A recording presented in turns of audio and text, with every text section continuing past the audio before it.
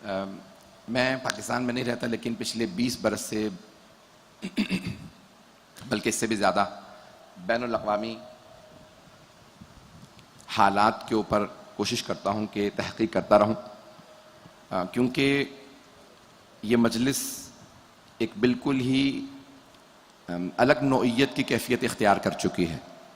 इसलिए बाज़ औक़ात कुछ मुझे बातों को यहाँ पेश करना पड़ता है, जो मैं कोशिश करता हूँ कि सिर्फ मैं मजलिस पढ़ूँ, लेकिन कुछ बातें पेश करना ज़रूरी समझता हूँ। बैनुल अक़वामी मीडिया भी सुन रहा है, पाकिस्तान के तमाम इदारे सुन रहे हैं, हुक्मरान इदारे भी सुन रहे हैं, तो इसलिए चंद एक बातें पेश कर रहा हूँ, इसको सुन लीजिएगा। मैं देख रहा हूँ अभी भी लोग बहुत अज़ीज़ से बैठे हैं, जगह नहीं है बैठने की। मुझे बताया गया है कि पाकिस्तान का तारीख़ी मजमा है, यहाँ की इंतज़ामिया ने बताया, जो आपके रेंजर्स और फ़ौज के पुलिस वगैरह के लोगों ने बताया कि ये इज्तिमा बहुत वसअत इख्तियार कर चुका, कई किलोमीटर तक चारों तरफ इज्तिमा है। सब लोग सुन रहे हैं, मैं इसलिए चंद बातें पेश करूँगा। मुझे पूरी तरह से एहसास है कि आप लोग जिस तरह से ज़हमतें करके आए हैं, जनाब सैयदा आपकी ज़हमतें अपनी बारगाह में कबूल फरमाए। आमीन। जो मैं पेश करूँगा उसको ज़रा गौर से सुनिएगा। अगर कोई बात समझ में ना भी आए तब भी सुनिए, बाद में दोबारा सुनिएगा। बैनुल अक़वामी हालात के उन्वान से पेश कर रहा हूँ, दीन और हिकमत मेरा मौजू है, जहन में रखिएगा। हम एक ट्रांजिशन से गुजर रहे हैं, हम एक तहव्वुल तब्दीली से गुजर रहे हैं।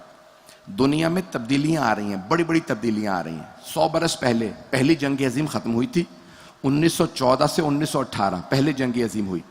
दुनिया की तमाम बड़ी जंगें यूरोप में लड़ी गई हैं, और आज वो हुकूक़ बशर, ह्यूमन राइट्स के अलमबरदार बने हुए हैं। मैं यूरोप में रहता हूँ, हाँ बज़ाहिर तौर पे बहुत अच्छा लिबास, अमेरिका भी यूरोपियन लोग हैं। मकामी जो अमरीकी लोग थे, रेड इंडियंस, उनको तो मार दिया गया, वो बहुत कम मिकदार में मौजूद हैं। बरतानिया यानी इंग्लैंड, आयरलैंड, बरतानिया यानी फ्रांस, जर्मनी, हॉलैंड, ये पुर्तगाल, इन तमाम ममालिक के लोग हिजरत करके अमेरिका गए। उन्होंने एक नया मुल्क बसाया, लोगों को मारा वहशियाना अंदाज से, खुद बरसग़ीर में उनकी हुकूमत रही बरतानिया की। तो आज पूरी दुनिया के अंदर एक तहव्वुल तब्दीली आ रही है। पिछले 600 साल से यूरोप की हुकूमत रही है, उन्हीं का निज़ाम चला है, दुनिया में उन्हीं की हुकूमत रही है। और 1923 में नए मुआहदे हुए थे, जिसमें खिलाफत उस्मानिया को ख़त्म किया गया, जो तुर्की की हुकूमत थी। और अब अगले बरस 100 बरस पूरे हो रहे हैं, दोबारा बहसें इस पे हो रही हैं कि खिलाफत किसको मिलनी चाहिए। खिलाफत का एक मेयार रहा है कि मैं ये जुमला पेश करके आगे बढ़ जाऊंगा कि जब सर सैयद अहमद ख़ान से अलीगढ़ यूनिवर्सिटी में सवाल किया गया कि आपने अलीगढ़ यूनिवर्सिटी बनाई है तो आप कौन से मसलक से ताल्लुक़ रखते हैं, तो अब लोग डायरेक्ट सवाल कर रहे थे, वो जवाब नहीं दे रहे थे मैं कौन हूँ। अलबत्ता हम में से नहीं थे, लेकिन उसके बावजूद मुझसे सवाल किया गया, तो उन्होंने कहा नहीं, बहुत से सवाल हुए। तो किसी ने कहा भाई इनसे सवाल ये किया जाए कि भाई अगर आप उस ज़माने में होते तो आप किसे वोट देते खिलाफत का। तो उन्होंने फरमाया कि नहीं, मैं किसी को वोट ना देता, मैं खुद कैंडिडेट होता। वाह वाह वाह वाह, नहीं पहुंचा सका।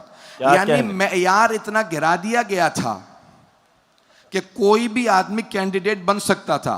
कैंडिडेट समझते हैं ना, नामजद हो सकता था, अपने पर्चे भर सकता था कि मैं भी खलीफा बन सकता हूं। वाह वाह वाह वाह वाह। तो अभी दोबारा खिलाफत की बातें हो रही हैं कि खिलाफत राज की जाएगी, और बहुत लंबा चौड़ा ड्रामा भी बनाया है एक मुल्क ने, और वो कह रहे हैं कि हमारा सुनहरी दौर रहा, हमें दोबारा मौका मिलना चाहिए, हम हुकूमत कायम करना चाहते हैं। और अब एक बहुत बड़ी तब्दीली आ रही है, हम एक तब्दीली से गुजर रहे हैं। सख्त बातें कहूँगा, तल्ख बातें कहूँगा, और मेरे पाकिस्तानी जो हुक्मरान तबका है, इससे बेहतर कोई मुझे लफ्ज़ और नहीं मिल रहा, वो इसे सुन रहे हैं, उसको ज़रा गौर से सुन लीजिएगा। तो देखिए, तहव्वुल आ रहा है, दुनिया में तब्दीली आ रही है। अमेरिका का एक जवाल आ रहा है, डॉलर ख़त्म हो रहा है। 87 साल से 87 ईयर से डॉलर की रिजर्व करेंसी दुनिया की डॉलर है। उससे पहले 125 बरस बरतानिया की करेंसी रिजर्व करेंसी रही। उससे पहले 80 बरस फ्रांस का फ्रैंक रिजर्व करेंसी था। उससे पहले स्पेन था, उससे पहले हॉलैंड था, उससे पहले पुर्तगाल। 600 साढ़े 600 साल से ये हुकूमत कर रहे हैं। अब इनका निज़ाम ख़त्म हो रहा है, नया निज़ाम आने वाला।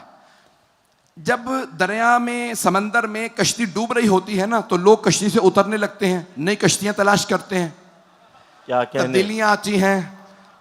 वो आदमी हकीम नहीं होता, हिकमत वाला नहीं होता, नादान शुमार होता है जो डूबती हुई कश्ती पे बैठा रहे। सुभान अल्लाह। मौजू मेरा याद रखिएगा, हिकमत जहन में रखिएगा। डूबती हुई कश्ती पे कभी सवार न रहो, उतर जाओ। डूबती हुई कश्ती इस वक्त अमेरिका है। IMF के मुकाबले में एक नया न्यू वर्ल्ड बैंक बना लिया गया है, न्यू डेवलपमेंट बैंक के नाम से, जो चाइना ने बनाया है, जिसमें रूस भी है, हिंदुस्तान है, ब्राजील है, साउथ अफ्रीका है, अब बांग्लादेश भी चला गया है, तुर्की जा रहा है, मुत्तहिदा अरब इमारात और बड़े बड़े ममालिक मिस्र वगैरह सब उसमें जा रहे हैं। नहीं जा रहा तो पाकिस्तान नहीं जा रहा। पाकिस्तान ने फैसला यह किया है, यहाँ के हुक्मरान तबके ने, कि हम डूबते हुए जहाज पे बैठे रहेंगे। वाह वाह वाह वाह वाह वाह, क्या कहने, क्या कहने। घबरा रहे हैं जरा? या अली। मेरी बातें पहुंचती रहे तो जरा साथ दीजिएगा। घबरा रहे हो तो मैं और ज्यादा घबराने वाली बातें करूंगा, सुन लीजिएगा इस बात को। तो इस वक्त एक डूबता हुआ पानी का जहाज है और सब लोग उससे उतर के नए, और इस वक्त बांग्लादेश जो हमसे जुदा हुआ था, ईस्ट पाकिस्तान था, उन्होंने ऐलान किया कि आइंदा 2 बरस 3 बरस में वो दुनिया की बड़ी ताकतों में से ताकत होंगे। 500 अरब डॉलर की उनकी इकोनॉमी होगी। तो कहीं ऐसा तो नहीं है कि जो पाकिस्तान में मुख्तलिफ तासुबात बुनियाद रखे गए थे। गौर से सुनिएगा, मेरे कुछ बुजुर्ग पहुंच गए, मुझे उनकी दुआएं चाहिए। उलमा किराम मौजूद हैं और मौलाना मेरे मोहतरम मौजूद हैं इस वक्त। तो मैं ये जुमले पेश कर रहा हूँ तमाम अफराद के लिए। पाकिस्तान में सबसे पहले जो फसादात हुए थे लिसानी थे, सदर का नाम नहीं लूंगा। और 60 की दहाई अगर आपके जहन में हो तो मुहाजिर पठान फसादात हुए, फिर बाद में मुहाजिर सिंधी हुए, लिसानी तासुबात फैलाए गए और मुख्तलिफ ज़बानों को मुख्तलिफ ज़बानों से लड़ाया गया। फिर पंजाबी बंगाली फसादात हुए, बांग्लादेश बन गया। और अब दोबारा सिंध में कुछ फसादात हुए और कोशिश की जा रही है कि शिया सुन्नी फसादात भी करवाए जाएं। कुछ कुव्वतें बाहर से ये काम करती हैं और कुछ यहां पे अनासिर मौजूद होते हैं। क्या कहने। मैंने 3 तबकात पेश किए थे, करप्ट हुक्मरान, करप्ट मुल्ला, करप्ट सरमायादार। जब तक ये 3 तबकात मौजूद हैं, मुआशरे को किसी दुश्मन की जरूरत नहीं होती। क्या कहने। दाखिली अनासिर अगर बैरूनी ताकतों साजिशों के साथ मिलकर काम करें तो बैरूनी साजिशें कामयाब हो जाती हैं। इन साजिशों को नाकाम करने के लिए हिकमत अमली की जरूरत होती है, हिकमत नजरी काफी नहीं होती। मेरा मौजू हिकमत है। हिकमत नजरी यानी आपके जहन के अंदर, फिक्र के अंदर जो हिकमत है उसे अमल में लाएं, हिकमत अमली में लेके आए। जनाब अमीर ने एक काम किया था। हमारा शिया नजरिया यह है कि जनाब अमीर का हक बनता था, लेकिन जनाब अमीर ने देखा कि अगर मैंने अपने हक की खातिर तलवार उठाई तो तमाम बैरूनी साजिश करने वाले यहूदी, ईसाई, मुशरिक हमारे खिलाफ मुत्तहिद होकर इस्लाम की कमर तोड़ देंगे। तो उन्होंने खामोशी इख्तियार की, जिसे आज बहुत से अफराद इस्तेमाल करते हैं कि जनाब अमीर खामोश रहे, उनका हक नहीं था। कई मर्तबा हक होता है, खामोश होकर इंसान किसी की जिंदगी बचा रहा होता। अगर बात पहुंच गई हो, क्या कहने। मुझे नहीं मालूम मजमा है मेरे साथ या नहीं। वाह वाह वाह वाह वाह। तो जाने किरामी इसलिए बड़ा जरूरी होता कि इंसान कई मकामात पे खामोशी इख्तियार करता है सिर्फ और सिर्फ बका के लिए। आज पूरे पाकिस्तान के अंदर मुख्तलिफ साजिशें पाली जा रही हैं। अपनी आवाज को धीमा कर दूं ताकि मुझे वक्त लेने में मुश्किल दुश्वारी ना हो, गला मेरा साथ नहीं दे रहा। बड़ी बड़ी साजिशें पाली जा रही हैं बैनुल अक़वामी तौर पे पाकिस्तान के अंदर। याद रखें, यह कहना बड़ा आसान होता है, ये इसकी साजिश है, उसकी साजिश है, उसकी साजिश है। वो साजिश नहीं कर सकते जब तक कि उन्हें यहां से मदद ना मिले। क्या कहने, क्या कहने। कोई दहशतगर्दी नहीं कर सकता जब तक सहूलतकार ना मिले। तो मैं अपने इदारों से कहूंगा कि दहशतगर्द तो खुदकश हमला करने के बाद मर गया। आप कहते हैं पकड़ूं, किसे पकड़ूं? लाश मिली है, सुइसाइड बॉम्बर था, खुदकश हमला करने वाला था, वो तो मर गया। ठीक है, खुदकश हमला करने वाला मर गया, सहूलतकार कहां? वाह वाह वाह वाह वाह वाह। मेरी बातें तल्ख हैं, लेकिन ये बहुत ज़रूरी है कि हम सहूलतकारों को भी तलाश करें कि वो सहूलतकार कौन हम में से हो, तब भी सजा मिलनी चाहिए। हाँ कहिए इस बात पे, चाहे हम में से हो सजा मिलनी चाहिए, और अगर हम में से ना हो किसी और से हो तब भी सजा मिलनी चाहिए, सहूलतकार को सजा मिलनी चाहिए। इन तमाम साजिशों को नाकाम करने के लिए हिकमत अमली की जरूरत है। मैं तमाम तर इदारों को दावत दे रहा हूं, हिकमत अमली क्या है आए जरा मैं पेश कर रहा हूं। हिकमत अमली कौन से काम आएगी? हमें सबको यहां पाकिस्तान में लिसानी तासुब से दूर रहना होगा, नस्ली तासुब से दूर रहना होगा, मजहबी तासुब से दूर रहना होगा। तासुब क्या होता है?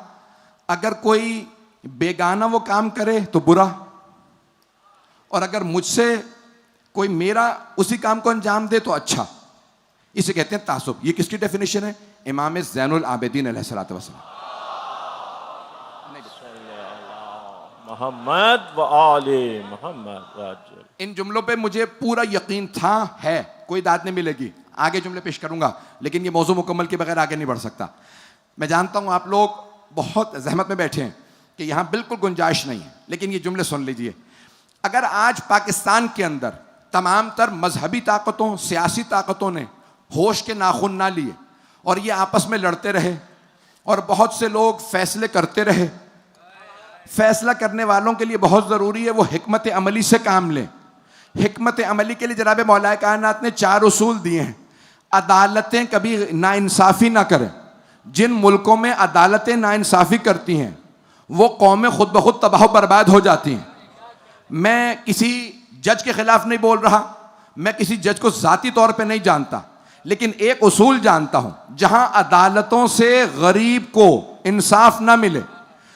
ये अफलातून ने कहा था ना कि कानून और अदालत अमीरों के घर की लौंडी है, कि जहां अमीरों को इंसाफ मिलता है गरीबों को नहीं इंसाफ मिलता। सरवर कायनात ने अदालत राइज की थी, अदालत अदल। ये तमाम अदालतें अगर सबको अदालत फराहम ना करें, इस मुल्क को किसी दुश्मन की जरूरत नहीं। हुक्मरान अगर अपना ख्याल रखें, अपने से आगे सोचने की सलाहियत ना रखते हों, इस मुल्क को दुश्मन की जरूरत नहीं। इस मुल्क के कानून नाफिज करने वाले इदारे, कानून नाफिज करने वाले इदारे वो जो भी हों, अगर वो खुद खयानत करें, इस मुल्क को किसी दुश्मन की जरूरत नहीं। अगर इस मुल्क के उलमा अपना ख्याल रखें, अवाम का ख्याल ना रखें, इस मुल्क को दुश्मन की जरूरत नहीं। मैंने 4 उसूल पेश कर दिए हैं। मौलाए कायनात ने ये 4 उसूल दिए थे। मेरे भाई ने मुझसे कहा था, मेरे बरखुरदार ने, कि आपने काजी शुरैह का नाम लिया, वाक़े का भी इशारा किया, आपने पूरा नहीं पढ़ा। मैं उस वाक़े को मुकम्मल करना चाहता हूं जो हमारे यहाँ बार बार पेश किया जा रहा है कि मौला अपनी हुकूमत में अदालत से मुकदमा हार गए थे। अगर कहेंगे मैं वो वाक़या मुकम्मल कर दूं, बिस्मिल्लाह, तो सुन लीजिएगा। हैदरी। बात कहना बड़ा आसान है। मौला की हुकूमत थी, बहुत बड़ा काजी, काजी शुरैह के नाम से, जिसने करबला के वाक़े के अंदर फतवा दिया जनाब सैयद शुहदा के खिलाफ। वही काजी था जिसकी अदालत में एक यहूदी का मुकदमा पेश किया गया कि ज़रा एक आदमी ने मौला की चुराई। मैंने पहले भी कल जीन का वाक़या पेश किया था। न जाने कौन कौन कौन कौन कौन कौन अली से क्या क्या चुराते रहे।